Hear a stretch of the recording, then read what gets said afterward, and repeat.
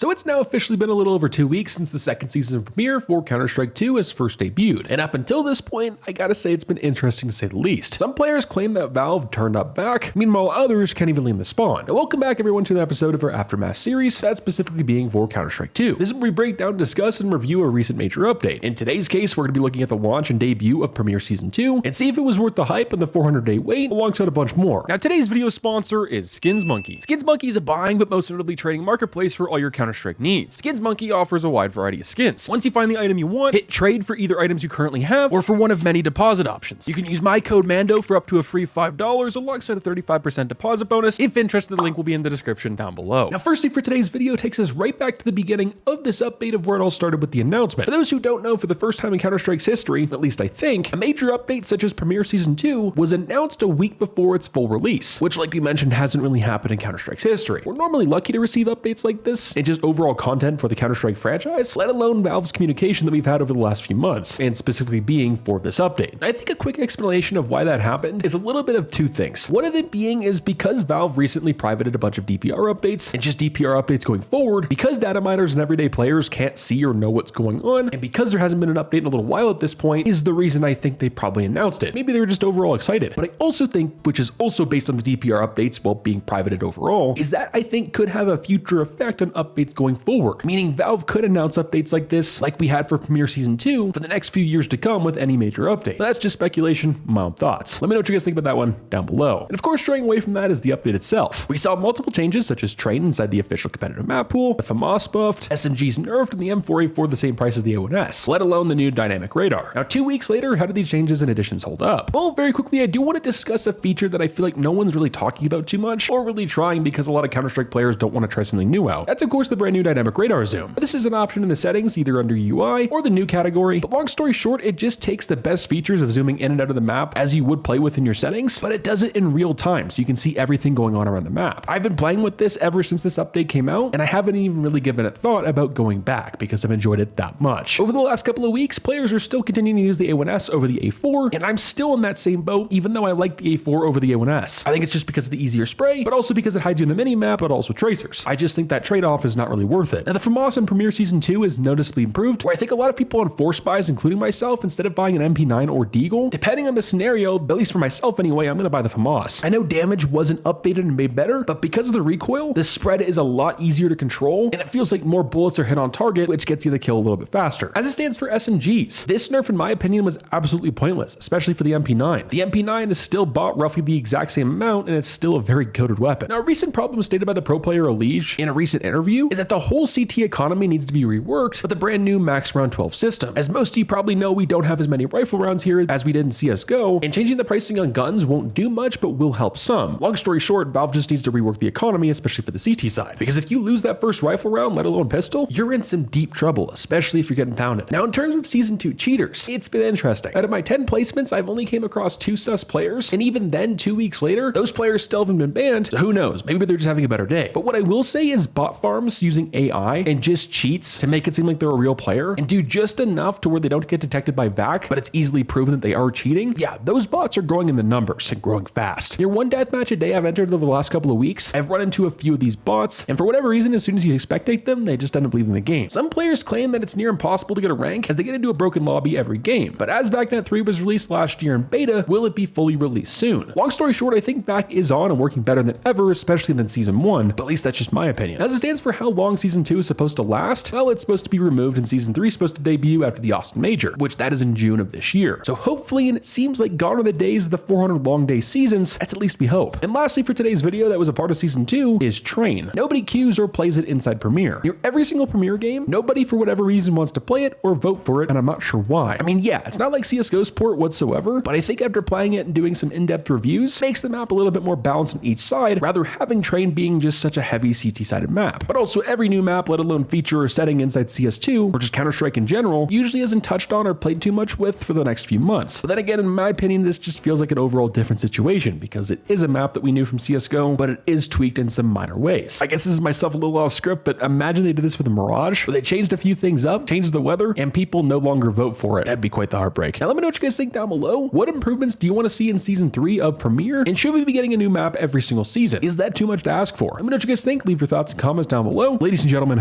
Fallout.